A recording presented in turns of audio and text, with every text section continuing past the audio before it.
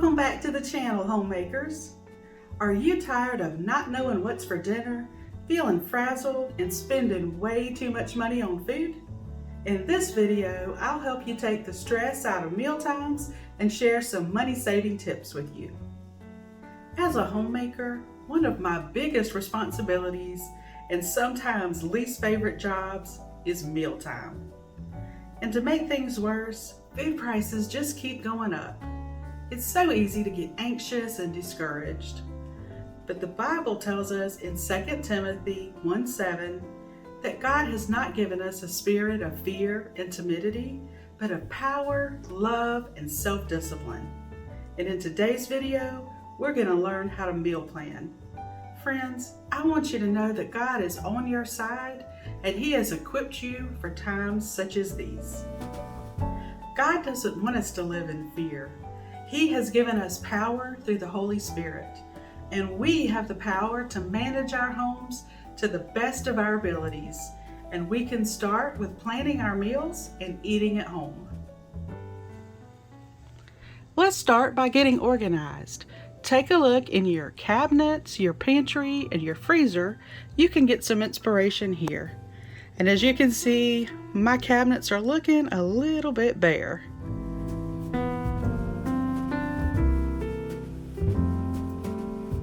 Since I've gotten more serious about cooking healthy meals for my family, my husband decided to build me a pantry. Now this is just 2 shelves in my laundry room, and it's definitely a work in progress. He's using some old wood that he had up in the attic, and when he's done, he's going to paint everything to match and make it pretty for me. And as a homemaker, having something pretty to look at can definitely lift your spirits. It's important to build up a bank of recipes. This is the recipe book that I used when I was first married. This has lots of family recipes in here, recipes that were passed down from my mother and my mother-in-law.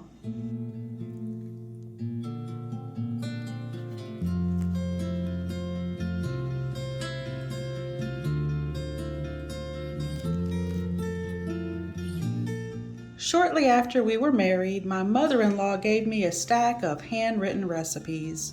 It was such a blessing to me, and I was able to make some of my husband's favorites. I'm so glad she took the time to handwrite these out for me. She passed away 7 years ago, but seeing these reminds me that she's still with us in some small way.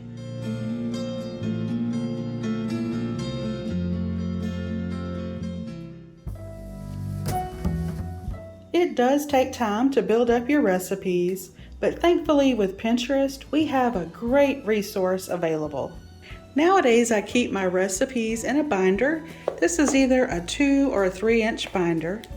And I also like to use these plastic page dividers. I like the ones that you can write on, and then just write whatever categories make sense to you. After I print out my recipes, I'll put them in a page protector, and that keeps stains off of them. Another trick I use is I'll put either an X if we didn't like it or a check if we did. And that way, if I see the recipe again on Pinterest and I can't remember if I made it or not, I can just check my book and see, no, we did not like that one. And I'll also make little notes. This is just a sticky note that I put down to remind me that I need to cook the bacon before I make this soup. And that saves me so much, it saves me so much aggravation. The next part of our verse is love. Include your family in the meal planning. This shows that you care what they think. My kids are older, but even smaller kids can help with this. And when I make a requested favorite dinner, it makes them feel so special.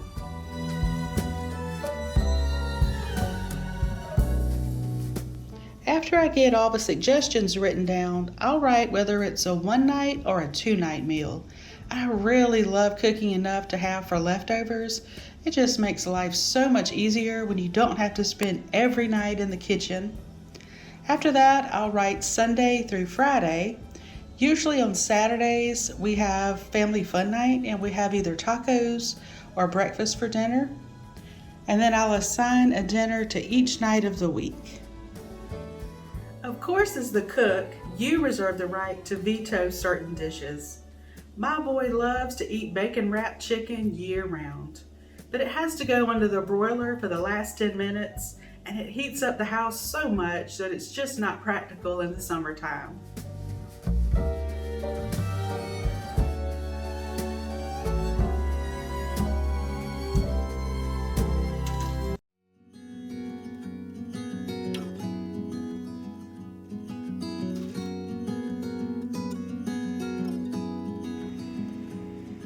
If your kids like to cook, let them take a turn planning and cooking a meal for the family.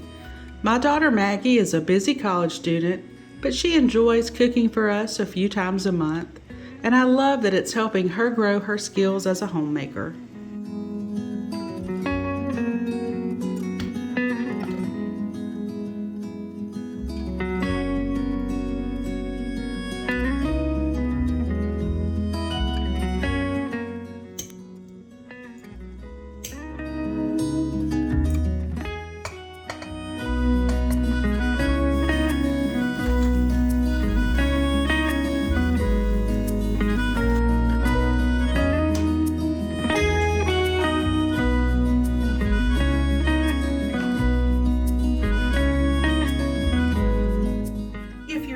Channel, welcome. I'm so glad you're here. My name is Jennifer.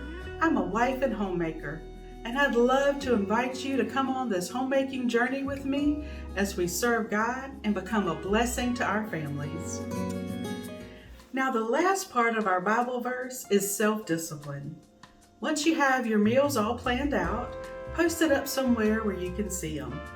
This will help keep you on track, and you won't have to wonder what's for dinner every night. It can be so easy to just run out and pick up some fast food. But for my family of 4 to get Chick-fil-A, it cost over $30. And I think that is crazy. But self-discipline can get us through these tough times. Now on to some money-saving tips. The first thing that I like to do is to use a grocery app to buy my groceries. I buy my groceries through the Walmart app, and this saves me money in 2 ways. First of all, I can see what I'm spending before I check out. And then if there's things in my cart that I really don't need, I can take them out and leave it for next week. Secondly, it keeps me from going inside the store where I can do all kind of damage and buy things on impulse, things that I really didn't need, and I have no idea what I've spent until I get up to the register.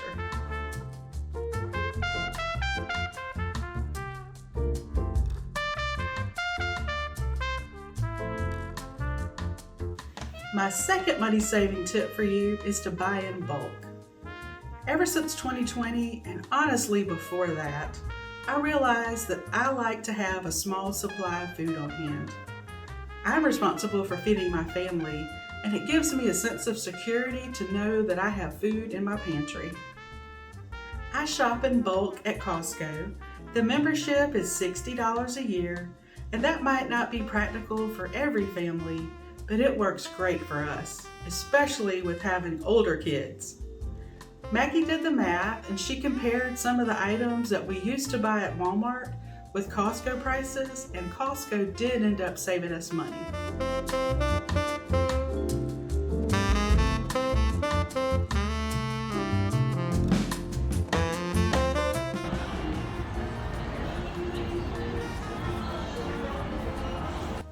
There may be times when you end up eating out even though you didn't plan on it. Maybe you forgot to thaw something out, or maybe you had a sick child that day. It's okay, don't beat yourself up. That happens to all of us.